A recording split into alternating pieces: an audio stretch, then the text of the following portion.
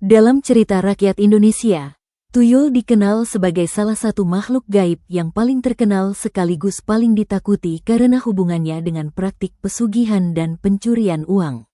Sosok ini dipercaya sebagai makhluk kecil menyerupai anak-anak dengan kepala botak, tubuh pendek, kulit pucat, dan mata yang terlihat kosong.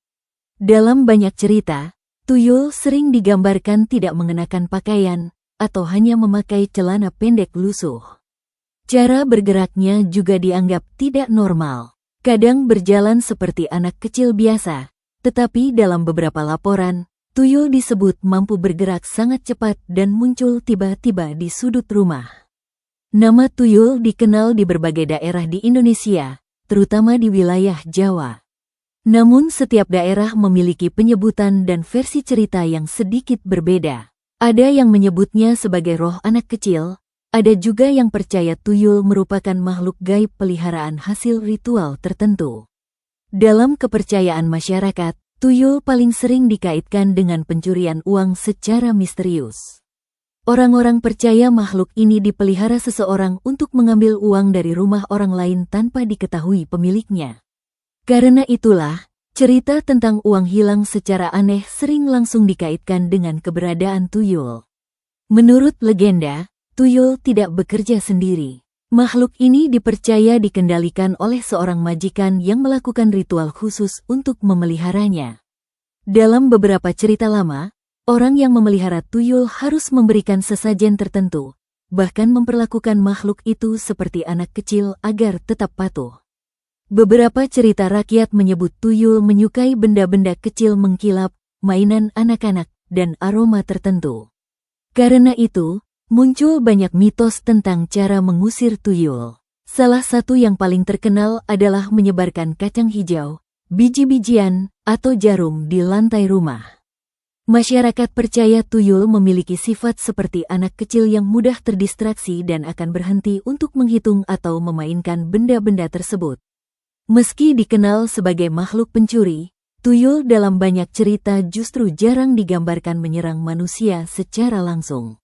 Sosok ini lebih sering terlihat sekilas. Misalnya bayangan kecil berlari di lorong rumah, suara langkah kaki anak kecil saat malam, atau kepala botak yang mengintip dari balik lemari dan sudut ruangan.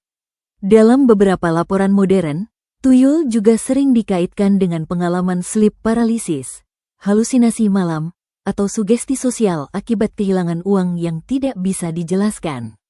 Namun di sisi lain, kepercayaan terhadap tuyul tetap bertahan kuat di berbagai daerah Indonesia, terutama di lingkungan yang masih dekat dengan praktik mistis tradisional.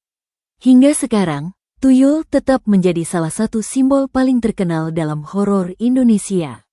Bukan karena penampilannya yang menyeramkan, tetapi karena ketakutan bahwa sesuatu yang tidak terlihat mungkin sedang mengambil milik seseorang sedikit demi sedikit tanpa disadari. Sebuah cerita yang cukup sering dibahas di daerah Surabaya berasal dari pengalaman seorang ibu pemilik warung kecil yang mengaku pernah melihat sosok tuyul secara langsung di dalam rumahnya sendiri. Kejadian itu terjadi sekitar akhir tahun 1990-an. Menurut ceritanya, saat itu ia mulai merasa ada sesuatu yang aneh karena uang hasil warung sering hilang sedikit demi sedikit. Awalnya jumlahnya kecil. Kadang hanya 10.000, kadang 20.000. Namun kejadian itu terus berulang hampir setiap minggu. Ia sempat mencurigai anaknya sendiri. Tetapi setelah beberapa kali menghitung uang bersama keluarganya, kehilangan tersebut tetap terjadi meskipun semua orang sudah saling mengawasi. Karena merasa tidak masuk akal, seorang tetangga menyarankan agar ia mencoba meletakkan kaca kecil dan beberapa butir kacang hijau di dekat tempat penyimpanan uang. Malam itu, ia sengaja tidur lebih larut dari biasanya. Sekitar jam 1 dini hari, rumahnya sudah sangat sepi. Lampu ruang tengah dimatikan. Hanya ada cahaya redup dari dapur. Saat sedang berbaring di ruang depan, ia mendengar suara langkah kecil dari arah lemari tempat uang warung disimpan. Bukan suara langkah orang dewasa, tetapi seperti kaki anak kecil yang berjalan cepat di lantai. Ia mengira salah satu anaknya bangun malam-malam. Namun ketika melihat ke arah lorong, tidak ada siapa-siapa. Beberapa detik kemudian, suara itu terdengar lagi. Kletak, kletak, kletak.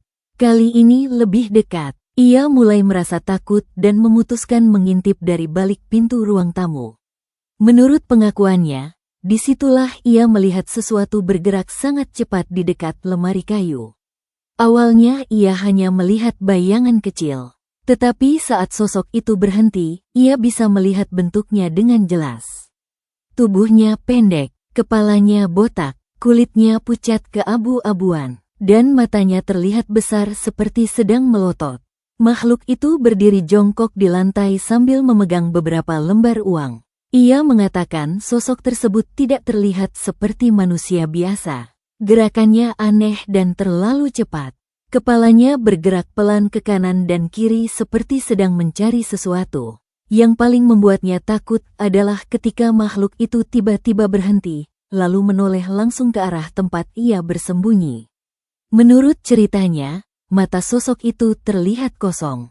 Tidak marah, tidak juga seperti hewan, tetapi seperti sesuatu yang memang tidak seharusnya berada di dalam rumah manusia.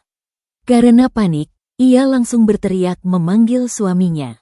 Namun dalam hitungan detik, sosok kecil itu berlari menuju dapur lalu menghilang begitu saja di sudut ruangan gelap.